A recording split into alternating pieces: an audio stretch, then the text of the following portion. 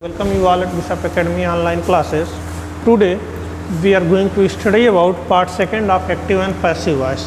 Before starting it, let me tell you, in first part of active and passive voice we had discussed what is voice, what is active and passive voice, and what are the different rules to change assertive sentences into passive voice, like the replacement, interchange of a subject and object in active voice into passive voice, preposition by before object in passive voice, helping verb of active voice, how change into passive voice in different verbs, and prepositional phrases like preposition followed by verb and then dual object, etc.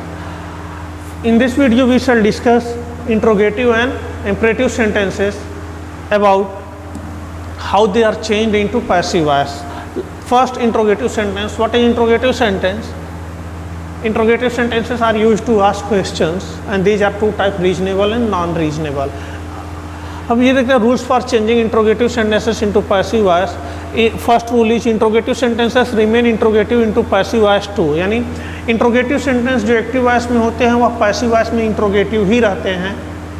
In passive voice, interrogative sentences begin with the same question words as in active voice. यानी interrogative sentence जिस question word से active voice में शुरू हुआ होता है, passive voice में भी सेम क्वेश्चन वर्ड से ही बिगिन होता है, except who. Other changes happen as in assertive sentences same. दूसरे जो चेंजेस होते हैं, चाहे वह सब्जेक्ट ऑब्जेक्ट चेंजेस हो, प्रीपोजिशन बाई का यूजेस हो, टेंस चेंजेस हो, हेल्पिंग वर्ब चेंजेस हो, एटसेट्रा, यह सब सेम हैपन होते हैं जैसे असर्टिव सेंटेंस में होता है. अब let me tell you which helping verb change into what kind of helping verb in passive voice. Like अगर हम इसको क्लियरली कुछ समराइज करें तो एवरी टेंसेस जो होता है एक्टिव वॉइस में, वो अपने से आगे वाले टेंस में चेंज हो जाता है. मीन्स अगर प्रेजेंट इंडेफिनिट टेंस है, डू डज वह है, या वर्ब एस या ईएस फॉर्म है, वह चेंज हो जाता है present continuous tense is am are में. इज एम आर है तो उसके साथ बीइंग ऐड हो जाता है. हैज हैव है तो उसके साथ बीन ऐड हो जाता है. पास्ट इंडेफिनिट टेंस अगर है, वर्ब सेकंड या डिड है तो वह चेंज हो जाता है वाज वर्ब में. वाज वर्ब के साथ हमेशा बीइंग ऐड होता है और हैड के साथ हैड बीन यूज हो जाता है. फ्यूचर इंडेफिनिट टेंस चेंज होता है फ्यूचर कॉन्टिन्यूअस में, और फ्यूचर परफेक्ट चेंज होता है फ्यूचर परफेक्ट कॉन्टिन्यूअस टेंस में. अब इसमें से कैसे चेंज होता है, जैसे रूल्स आपने देखा कि इंट्रोगेटिव सेंटेंस रिमेन इंट्रोगेटिव इन पैसिव वॉइस, यानी क्वेश्चन मार्क रहेगा. जिस क्वेश्चन वर्ड से बिगिन होंगे वह उसी क्वेश्चन वर्ड से वह क्या होगा, रहेगा भी. लेकिन अब हेल्पिंग वर्ब से बिगिन हुआ तो जरूरी नहीं सेम हेल्पिंग वर्ब से ही बिगिन हो. रीज़न ये है क्योंकि अगर एक्टिव वॉइस का ऑब्जेक्ट प्लूरल होगा तो सब्जेक्ट जो बनेगा पैसिव वॉइस में उसके साथ हेल्पिंग वर्ब चेंज हो जाएगा. Like do the Sharmas visit the Basus, are the Basus. अब यहाँ बासूज यह क्या प्लूरल है, are the Basus visited by the Sharmas question mark. Is he writing the notes, are the notes being written by him. Are है तो इसके साथ बीइंग ऐड हो गया क्योंकि यहाँ इज हमेशा है, और द नोट्स प्लूरल है तो इसके साथ आर यूज हो गया. Have you iron the shirt. अब द शर्ट सिंगुलर है तो यहाँ आया तो क्या हो गया, सिंगुलर है तो यहाँ has the shirt been iron by you. Has है तो इसके साथ बीन ऐड हो गया. Did Manisha call you, did है तो वाज वर्ब में चेंज होगा. अब यू प्लूरल है तो वर यूज हो जाएगा, were you called by Manisha. Were they playing chess, was the chess being played by them. तो द चेस यहाँ सिंगुलर है तो इसके साथ was the chess being played by them. Can anybody lift this statue. अब कभी भी इंडेफिनिट प्रोनाउन होता है तो उसको हटा दिया जाता है, तो can this statue be lifted question mark bye anyone, यहाँ सेंस बताने का है. When will they announce the result of the competition? When will the results of the competition be announced? Passive voice में will के साथ be use हो जाता है. Who built the cat? By whom was the cat built? Who होता है by whom में भी चेंज हो जाता है, और या फिर हम who was the cat built by, यह दूसरा तरीका है चेंज करने का, इससे बनाते हैं. How did they find the solution? The solution यहाँ पे सब्जेक्ट बनेगा तो same question word how was the solution found by them. तो ये रहा इंट्रोगेटिव सेंटेंस चेंज करने का. इंट्रोगेटिव सेंटेंस जो चेंज होते हैं जिस क्वेश्चन वर्ड से बिगिन होंगे उसी से चेंज उसी में से फिर शुरू होंगे पैसिव वॉइस में। हेल्पिंग वर्ब जो होगा वह एक्टिव वॉइस के ऑब्जेक्ट के अकॉर्डिंग यूज होगा। पैसिव वॉइस में जो वह ऑब्जेक्ट सब्जेक्ट बनेगा तो उसके अकॉर्डिंग हेल्पिंग वर्ब यूज होगा। बाकी से चेंजेस जो होते हैं वह असर्टिव सेंटेंस के जैसे सेम होते हैं। Now we will see imperative sentences. Rules for changing imperative sentences into passive voice. What is imperative sentence? Imperative sentence is used to ask, request, permission, suggestion, etc. And to change imperative sentences into passive voice, following format is used. हम जानते हैं imperative sentence जो होता है वह verb first और object से मिलके बना होता है, unless जब तक subject specified ना हो। अब उस केस में ऐसे जो imperative sentence जैसे stop writing या कम हियर एक्सेट्रा ये होते हैं, तो इस तरह से हम चेंज करते हैं। तो जो पैसिव वॉइस का ऑब्जेक्ट होता है वह होता है लेट प्लस ऑब्जेक्ट। ऑब्जेक्ट कौन सा यहाँ पे? Work, the work. जैसे डू द वर्क यहाँ पर अगर हम कहें तो ये वर्क फर्स्ट है, ये द वर्क यहाँ ऑब्जेक्ट है। तो लेट हम यूज करेंगे, ऑब्जेक्ट यूज करेंगे, फिर be form of be use करेंगे, मीन्स बी, और पास्ट पार्टिसिपल यानी वर्ब थर्ड फॉर्म। तो अगर इसको देखें हम तो क्या है? Do the work now. तो इसके चेंज में क्या हो जाएगा? लेट द वर्क, यहाँ ऑब्जेक्ट हो गया, बी फॉर्मेट में ही है, और डू तो यह हो जाएगा done. Let the work be done now. And do not leave the window क्या रहा है कि if imperative sentences is in negative the format is let object और बी के पहले नॉट ऐड कर देंगे, लेट ऑब्जेक्ट नॉट बी और पास्ट पार्टिसिपल यानी verb third form.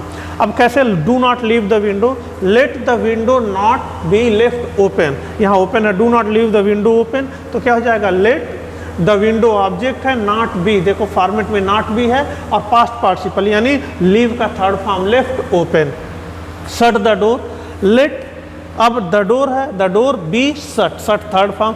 Take him away, let him be taken away, him है तो let him be taken away, या let he be taken away भी यूज करते हैं सब कुछ लोग। Give me the book, let the book be given to me.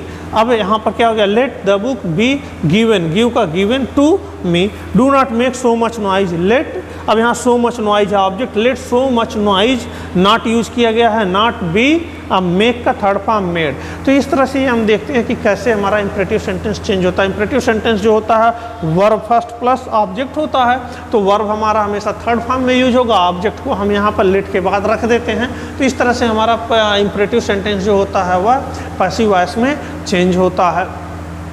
Next, uses of passive voice कि what is the use of passive voice? When we use passive voice, the passive voice is used when the person or thing acted upon is to be made prominent. Means passive voice हम तब use करते हैं जब हमारा action important हो, जिसके लिए हमारा वर्क किया गया, जिस पर्सन के लिए वह एक्शन इंपॉर्टेंट हो, तो उस केस में हम पैसिव वॉइस यूज करते हैं। Like the driver was hurt in accident. अब यहाँ पे क्या है कि ड्राइवर हर्ट हुआ, लेकिन किसमें? एक्सीडेंट में हर्ट हुआ। द वॉल्स वर पेंटेड, अब एक्शन इंपॉर्टेंट है कि वॉल्स पेंट किए गए, किसने किया ये इंपॉर्टेंट नहीं है। The good bonus was received by the employees, किसने रिसीव किया ये इंपॉर्टेंट नहीं, इंपॉर्टेंट ये है कि बोनस उनको रिसीव हुआ, मिला। The passive form is used when the active form involves the use of a pronoun और a noun such as somebody, they, people और एनीबडी। कभी भी अगर इंडेफिनिट प्रोनाउन यूज होता है तो उस केस में भी हम पैसिव वॉइस बेसिकली यूज करते हैं।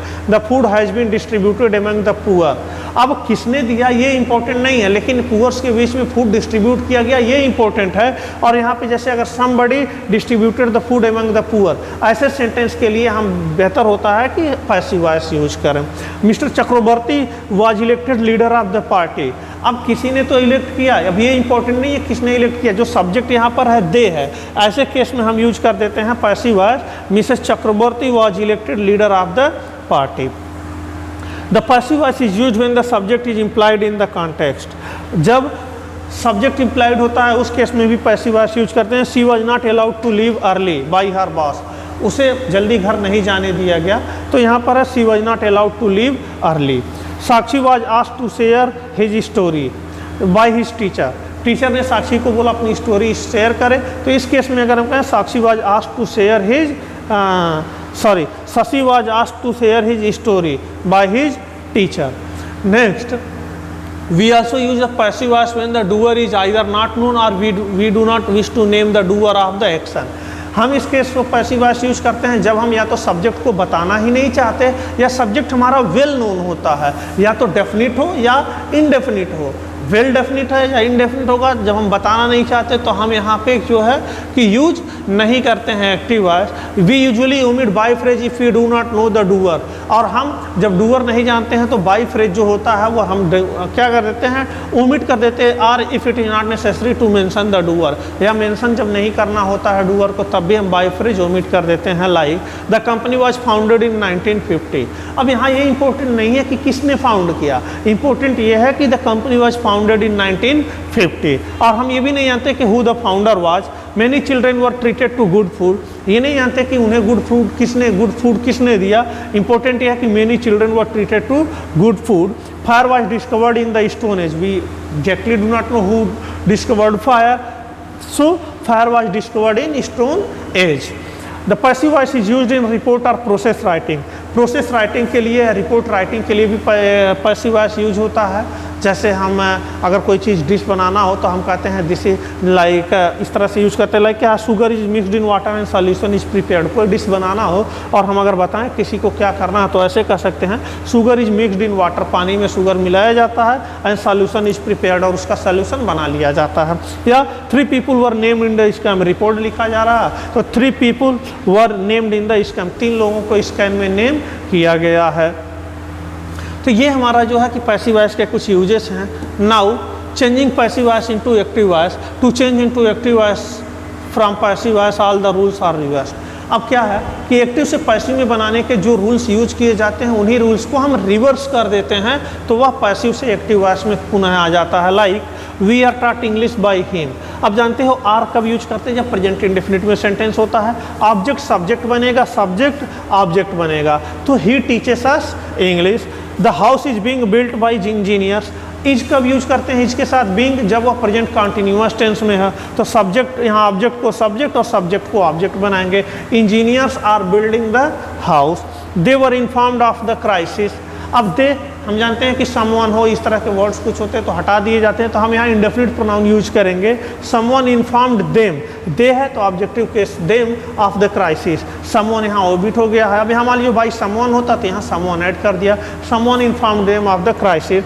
आई was troubled by the situation, I को बनाएंगे ऑब्जेक्ट और सिचुएशन को बनाएंगे सब्जेक्ट। दो सिचुएशन ट्रबल्ड मी, और जानते हैं वाज ट्रबल पास्ट इंडेफिनिट के लिए हम यूज करते हैं। The old man was helped by her, तो वाज यहाँ हेल्प्ड है तो पास्ट इंडेफिनिट में हर को सब्जेक्ट बनाएंगे। सी द ओल्ड मैन को ऑब्जेक्ट बनाएंगे। See help the old man. Let the boy be given a chair to sit on. अभी इंपरेटिव में बनाया तो लेट ओमिट करेंगे, बी ओमिट करेंगे, और द बॉय ऑब्जेक्ट बन जाएगा। गिवन जो है फर्स्ट फॉर्म में आ जाएगा तो हो जाएगा give the boy a chair to sit on. Let it be repaired, तो लेट इट बी रिपेयर्ड, तो यहाँ पे बी ओमिट करेंगे और लेट हटा देंगे, और यहाँ रिपेयर्ड वर्ब फर्स्ट में आ जाएगा, ये ऑब्जेक्ट है तो repair it. So students, these were the different important rules how active voice is changed into passive voice and how passive voice also change into active voice। इसमें हमने interrogative sentence आज देखा और imperative sentence देखा। You are advised to make practice from your English grammar book about the active and passive voice। If you have any confusion, feel free to ask me through WhatsApp group, and practice questions and all other exercises will be sent to you through WhatsApp group। Thank you for watching. That's all.